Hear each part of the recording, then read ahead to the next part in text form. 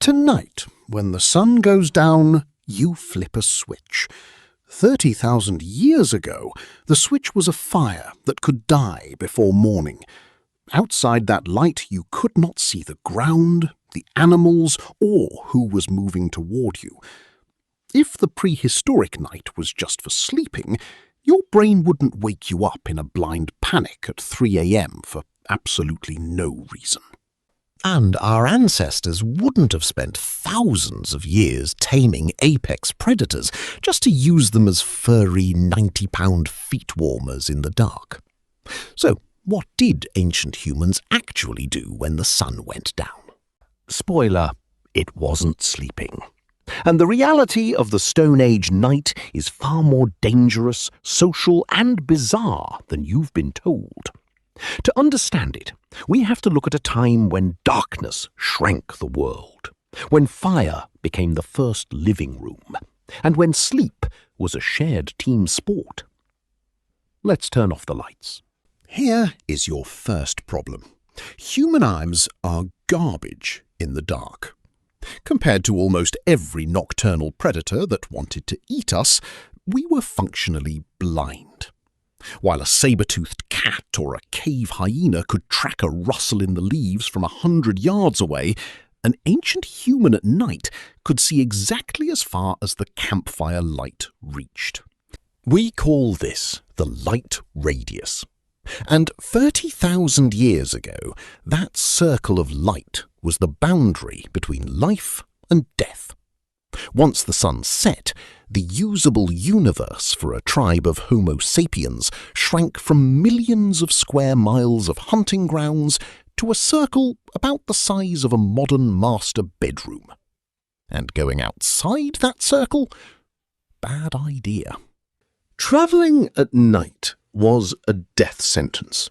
There were no paths, no street lights, and a simple sprained ankle in the dark could mean you were left behind to become hyena kibble.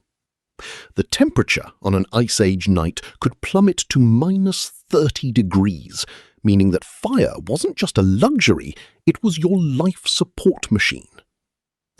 This extreme vulnerability is the exact reason you have sleep anxiety today.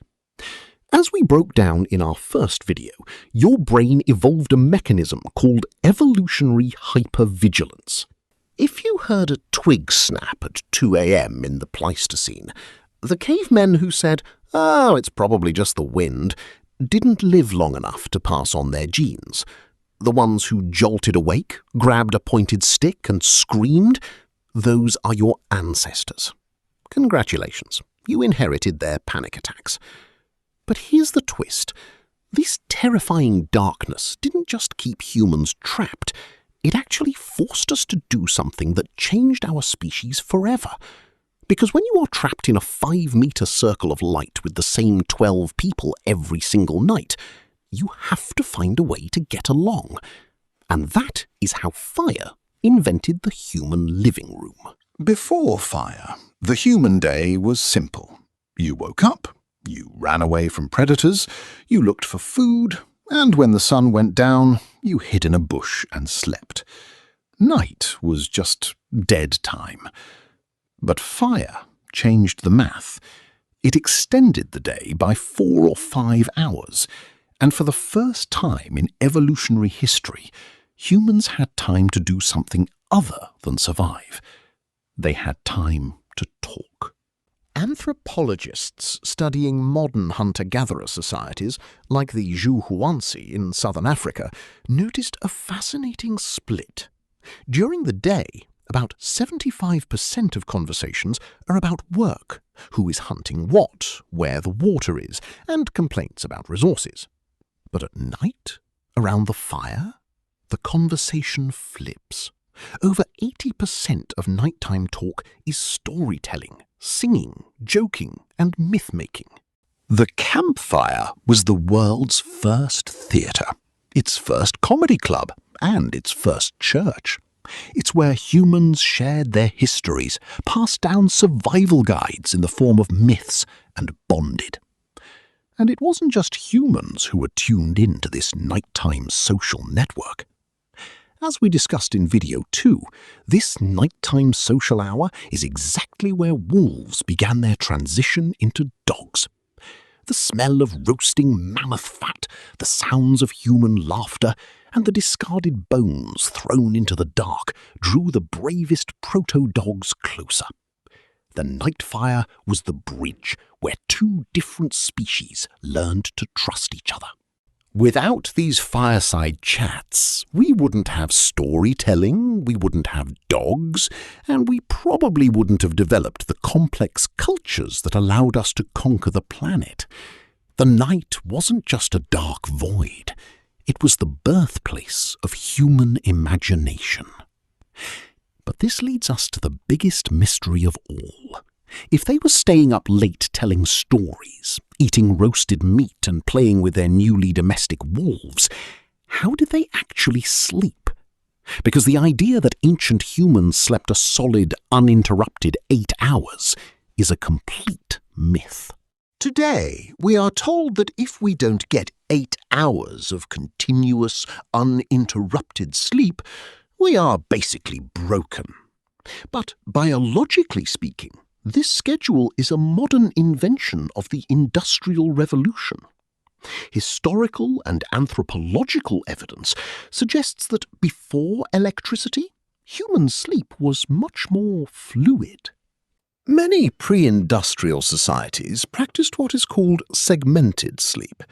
They would sleep for 4 hours, wake up around midnight for an hour or two to tend the fire, chat, eat a snack, or socialize, and then go back to sleep for another few hours. When you wake up at 3 a.m. today, that isn't insomnia. That is your ancient sleep cycle trying to work in a world of LED screens and 9-to-5 alarms. Furthermore, sleep in a Stone Age camp was a team sport. You didn't have locks on your doors, you didn't have walls, so the tribe practiced sentinel behavior. Some people were night owls, some were early birds. By having different people sleep at different times, someone, or some dog, was always awake to keep the fire going and watch for danger. Sleep was collective. You didn't survive the night by locking yourself in a room. You survived because the tribe kept watch together. The prehistoric night was a terrifying place, but it was also where we became human. It was the circle of light where danger made cooperation necessary, where stories created our culture, and where our ancient partners first sat by our side. The first human living room wasn't a room at all. It was a campfire in a very dark world. So, the next time you wake up at 3 a.m., don't panic. Just remember, your ancient brain is just checking to make sure the campfire is still burning and the saber-toothed cats are away. If this video made your 3 a.m. wake-up call feel a little more historic, please hit that like button. It helps our channel grow out of the darkness and reach more people. And if you want to join our tribe and explore more bizarre secrets of ancient human life, hit subscribe and turn on notifications. We drop new videos every single week. If you want to dive deeper into the wolf story we mentioned, click right here to watch how they became our pets. Or click here to see why your brain still acts like it's in the Ice Age. See you around the campfire.